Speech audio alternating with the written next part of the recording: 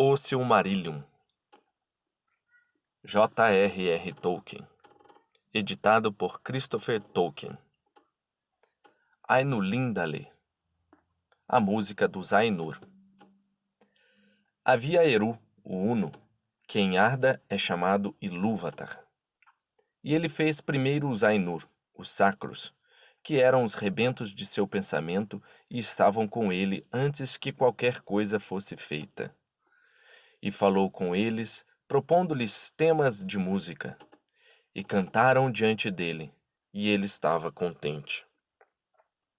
Mas, por muito tempo, cantaram cada um a sós, ou apenas alguns juntos, enquanto os demais escutavam, pois cada um compreendia apenas aquela parte da mente de Ilúvatar da qual viera, e na compreensão de seus irmãos cresciam devagar.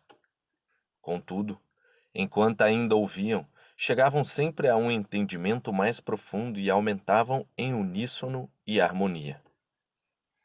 E veio a acontecer que Ilúvatar convocou todos os Ainur e declarou a eles um tema poderoso, revelando-lhes coisas maiores e mais maravilhosas do que as que revelara até então. E a glória de seu começo e o esplendor de seu fim deslumbraram os Ainur, de modo que eles se curvaram diante de Ilúvatar e ficaram em silêncio. Então Ilúvatar disse a eles: Do tema que declarei a vós, desejo agora que façais em harmonia e juntos uma grande música.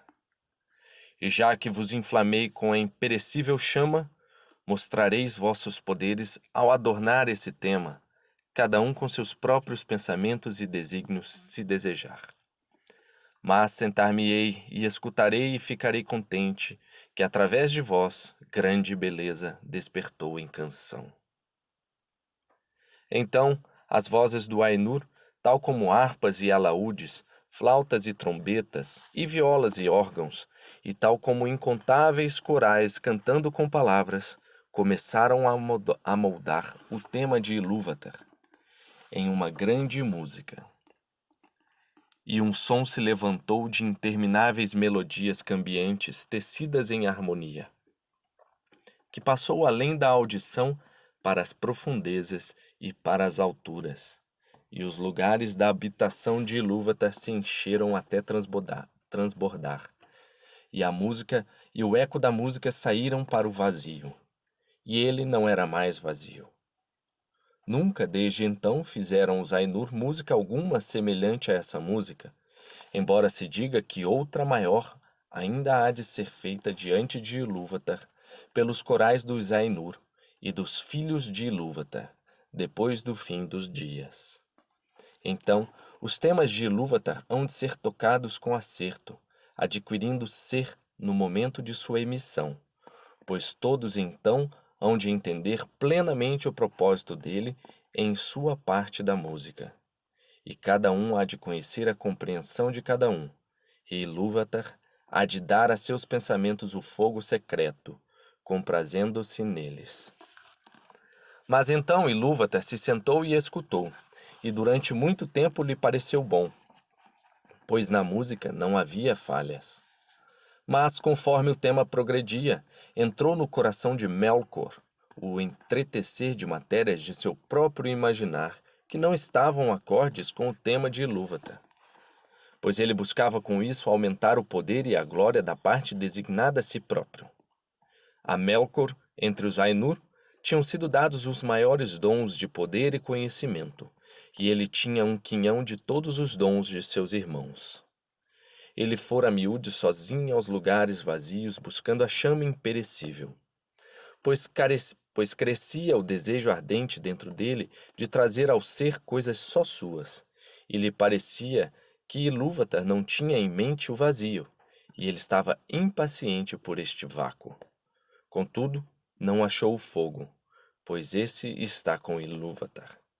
Mas ficando só, ele começara a conceber pensamentos só seus, diferentes dos seus irmãos. Alguns desses pensamentos ele então entreteceu em sua música, e de imediato surgiu o desacordo à volta dele, e muitos dos que cantavam ao seu lado perderam ânimo, e seu pensamento foi perturbado, e sua música hesitou. Mas alguns começaram a afinar sua música com a dele, em vez de com o pensamento que tinham no início. Então, o desacordo de Melkor se espalhou cada vez mais, e as melodias que tinham sido ouvidas antes afundaram em um mar de som turbulento. Mas Ilúvatar se sentou e escutou, até parecer que, em torno de seu trono, havia uma tempestade raivosa, como de águas escuras que fazem guerra umas às outras em uma fúria sem fim que não quer ser abrandada. Então, Ilúvatar se levantou, e os Ainur perceberam que ele sorria. Ele ergueu a sua mão esquerda, e um novo tema começou em meio à tempestade, semelhante e contudo dessemelhante ao tema anterior, e reuniu poder e tinha nova beleza. Mas o desacordo de Melkor se ergueu em alarido e contendeu com ele, e de novo havia uma guerra de som mais violenta do que antes, até que muitos dos Ainur ficaram desanimados e não cantaram mais, e Melkor tinha o comando. Então, de novo, Ilúvatar se levantou, e os Ainur perceberam que seu semblante era severo. E ele ergueu sua mão direita. E eis que um terceiro tema cresceu em meio à confusão. E esse era diferente dos outros, pois parecia a princípio suave e doce, um mero ondejar de sons gentis em melodias delicadas. Mas não podia ser extinto e tomava para si poder e profundidade. E parecia, enfim, que havia duas músicas progredindo de uma vez só diante do assento de Ilúvatar, e elas estavam em completa oposição. Uma era profunda e ampla e bela, mas lenta e infundida de uma tristeza imensurável, da qual sua beleza principalmente vinha. A outra tinha então alcançado uma unidade própria, mas era alta e vã, e infinitamente repetida, e tinha pouca harmonia, mas era antes um uníssono clamoroso, como de muitas trombetas urrando algumas poucas notas. E buscava afogar a outra música pela violência de sua voz, mas parecia que suas notas mais triunfantes eram tomadas pela outra e entretecidas em seu próprio padrão solene. Em meio a essa contenda, na qual os salões de Ilúvatar vibraram, e um tremor corria pelos silêncios até então imóveis, Ilúvatar se levantou uma terceira vez, e seu rosto era terrível de se contemplar. Então ele ergueu ambas as suas mãos, e num só acorde, mais profundo que o abismo, mais alto que o firmamento, penetrante como a luz do olho de Ilúvatar, a música cessou. Então Ilúvatar falou e ele disse: Poderosos são os Ainur, e o mais poderoso entre eles é Melkor.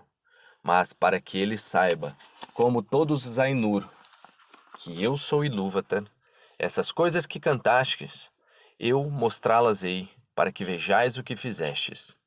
E tu, Melkor, hás de ver que nenhum tema pode ser tocado que não tenha sua fonte última em mim. Nem pode alguém alterar a música, a minha revelia. Pois aquele que tentar há de se revelar apenas instrumento meu para a criação de coisas mais maravilhosas, que ele próprio não imaginou. Então, os Ainur ficaram com medo e ainda não compreendiam as palavras que lhes tinham sido ditas, e Melkor estava cheio de vergonha, da qual vinha uma raiva secreta. Mas Ilúvatar se sentou em esplendor e partiu das belas regiões que fizera para os Ainur, e os Ainur o seguiram. Mas quando entraram no vazio, Ilúvatar disse a eles: Eis vossa música. E lhes mostrou uma visão, dando-lhes vista onde antes só havia audição. E observaram um novo mundo que se tornara visível diante deles. E ele estava englobado em meio ao vazio e sustentado lá dentro, mas não era parte dele. E conforme olhavam e se maravilhavam, esse mundo começou o desenrolar de sua história, e lhes parecia que ele vivia e crescia. E quando os Ainur tinham observado por algum tempo e estavam em silêncio, Ilúvatar disse de novo: Eis vossa música. Esta é vossa obra de menestréis. E cada um de vós há de achar contidas lá dentro, em meio ao desígnio que dispus diante de vós, todas aquelas coisas que podem parecer que ele próprio planejou ou acrescentou.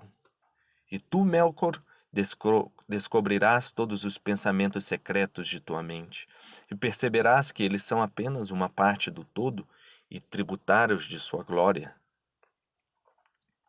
E muitas outras coisas Ilúvatar disse aos Ainur naquela hora, e por causa de sua memória das palavras dele e do conhecimento que cada um tem da música que ele próprio criou, os Ainur sabem muito do que foi e do que é e do que há de vir.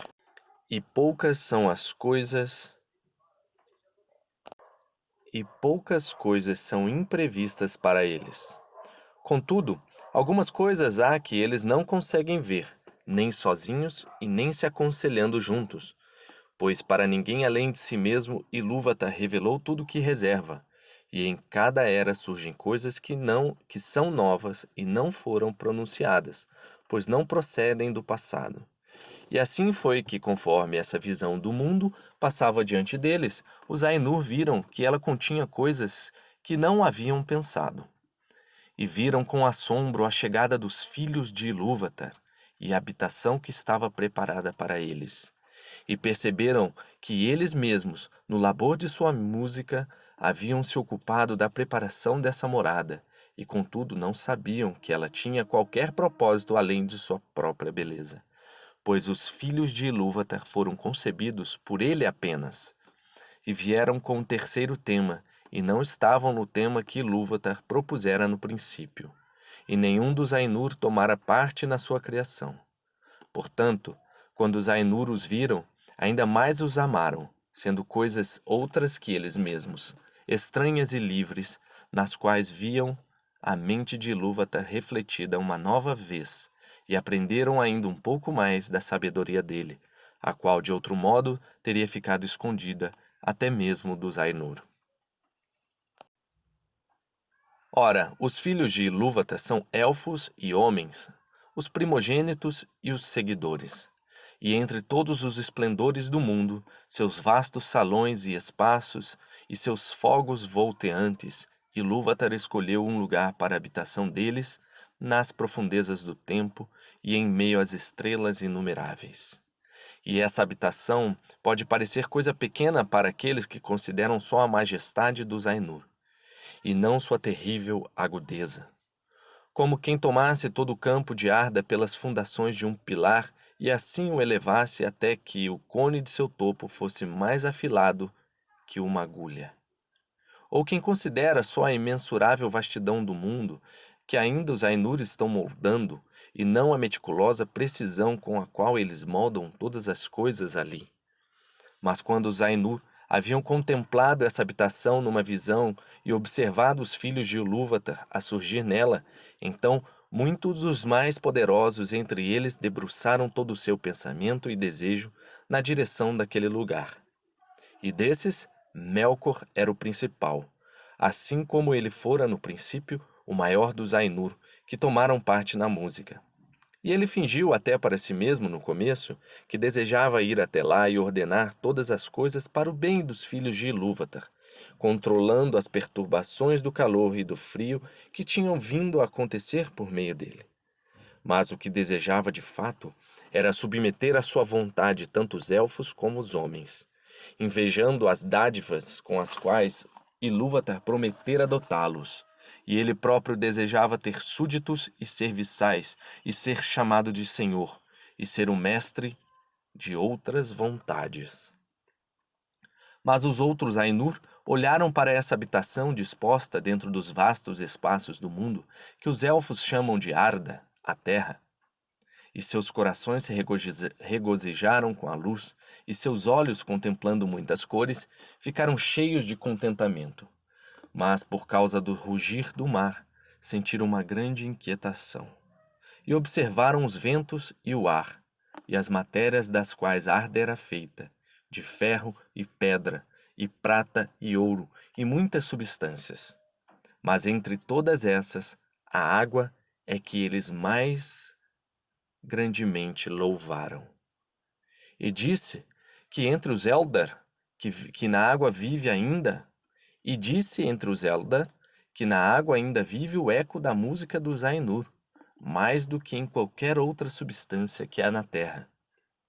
E muitos dos filhos de Ilúvatar escutam ainda insaciados as vozes do mar, e contudo não sabem o que ouvem. Ora, para a água é que aquele Ainur, a quem os elfos chamam de Urmo, voltara seu pensamento, e de todos ele foi o que Ilúvatar instruíra mais profundamente em música. Mas sobre os ares e ventos, Manwë foi o que mais ponderara, ele que é o mais nobre dos Ainur. No arcabouço da terra, Aule pensara, a quem Ilúvatar dera engenho e conhecimento pouco menos do que a Melkor. Mas o deleite e o orgulho de Aule está no ato de fazer e na coisa feita, e não na posse, nem em seu próprio domínio, donde ele dá e não entesoura, e está livre de cuidados, passando sempre para alguma nova obra. E Ilúvatar falou a Urmo, e ele disse: Não vês tu como aqui, neste pequeno reino nas profundezas do Tempor, Melkor fez guerra à tua província? De seu pensar veio o agudo e moderado frio, e contudo ele não destruiu a beleza de tuas fontes, nem de tuas claras lagoas. Contempla a neve e a obra sagaz da geada. Melkor planejou calores e fogo sem controle, e não secou teu desejo, nem de todo abateu a música do mar. Contempla antes a altura e a glória das nuvens, e as brumas sempre cambiantes, e ouve o cair da chuva sobre a terra. E nessas nuvens tu te chegas mais perto de Manwë, teu amigo, a quem amas.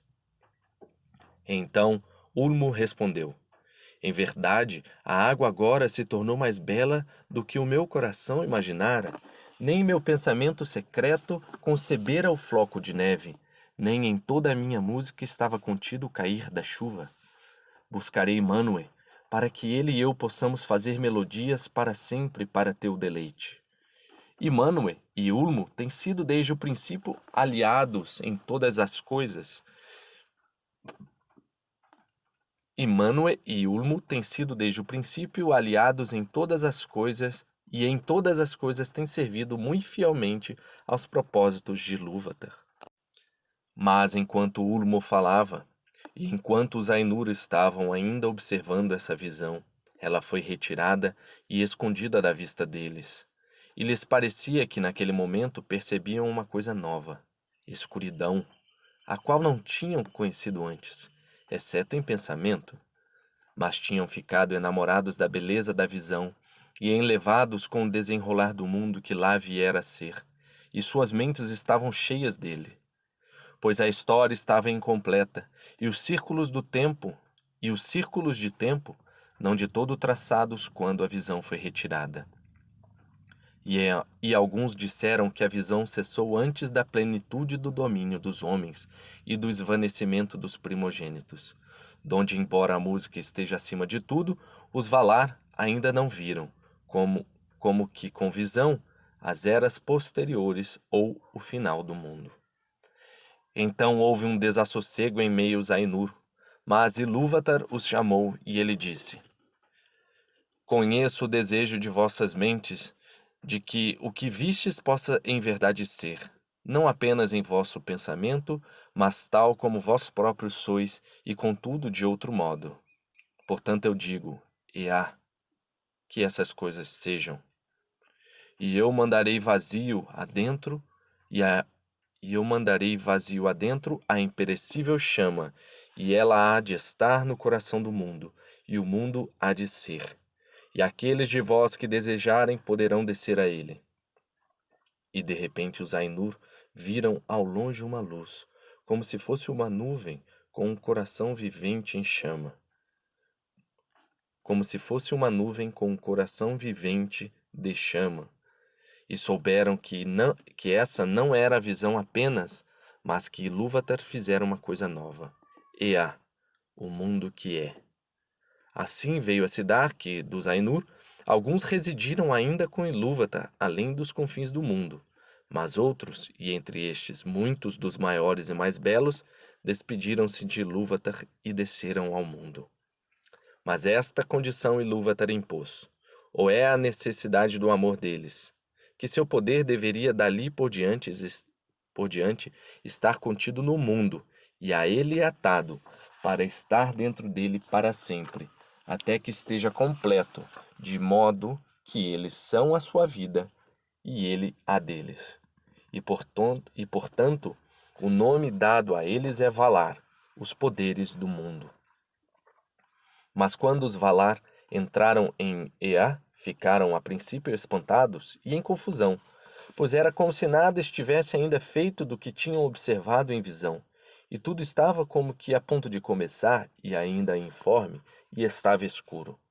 Pois a grande música fora não mais que o crescimento e florescer do pensamento nos salões atemporais, e a visão apenas um prenúncio.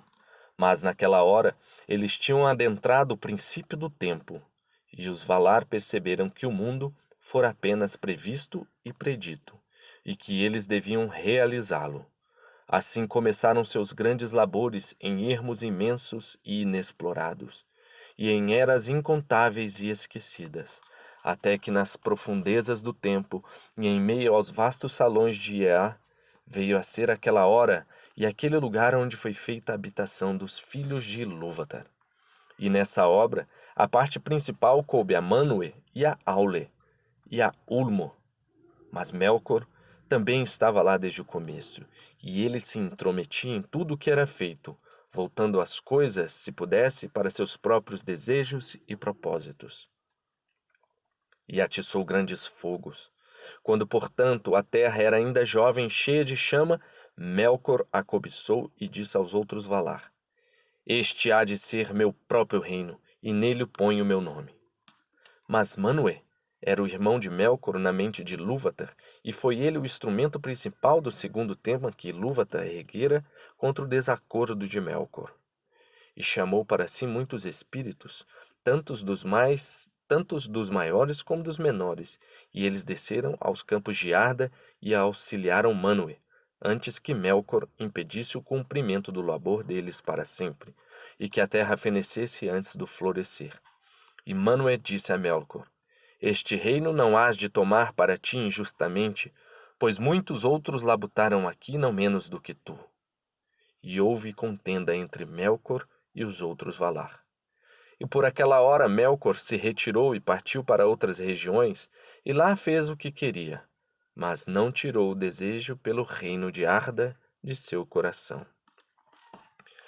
Ora, os Valar tomaram para si forma e matiz, e porque foram atraídos mundo adentro por amor aos filhos de Ilúvatar, por quem esperavam, tomaram forma segundo a maneira que tinham contemplado na visão de Ilúvatar, salvo apenas em majestade e esplendor. Além do mais, a forma deles vem de seu conhecimento do mundo visível, e em vez de do mundo em si. E não precisam dela, salvo apenas como nós usamos vestimenta e contudo podemos estar nus e não sofrer perda alguma de nosso ser.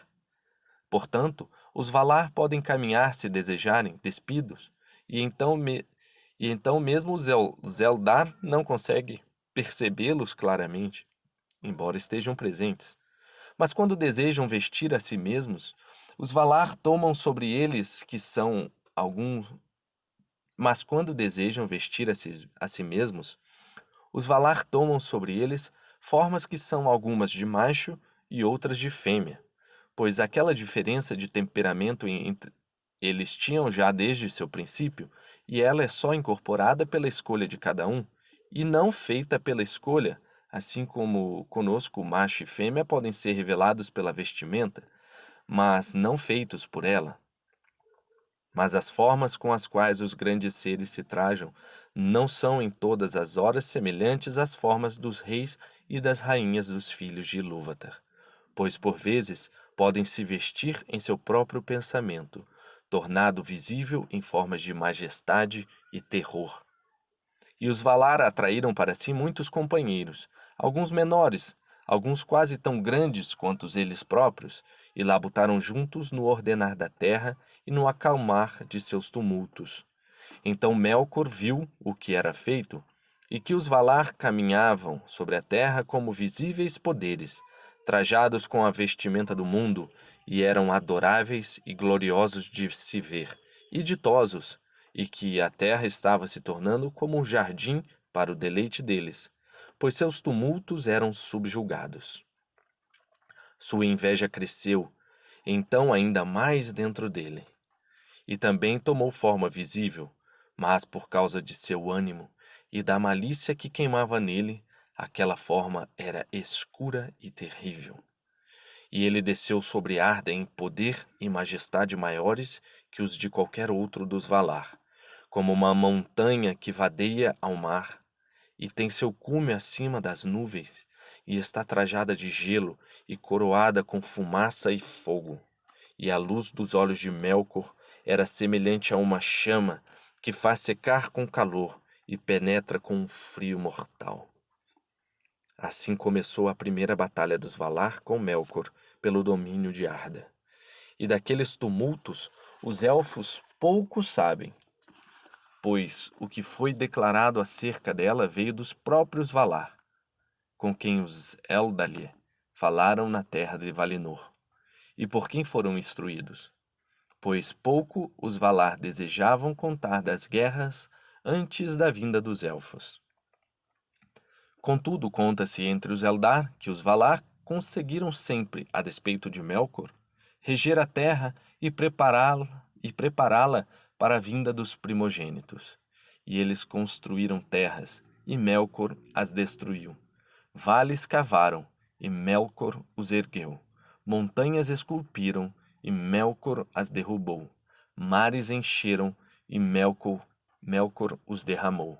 E nada podia ter paz, ou chegar a crescimento duradouro, pois tão certo quanto os Valar começavam um labor, assim Melkor os desfazia ou corrompia. Contudo, o labor deles não foi todo em vão.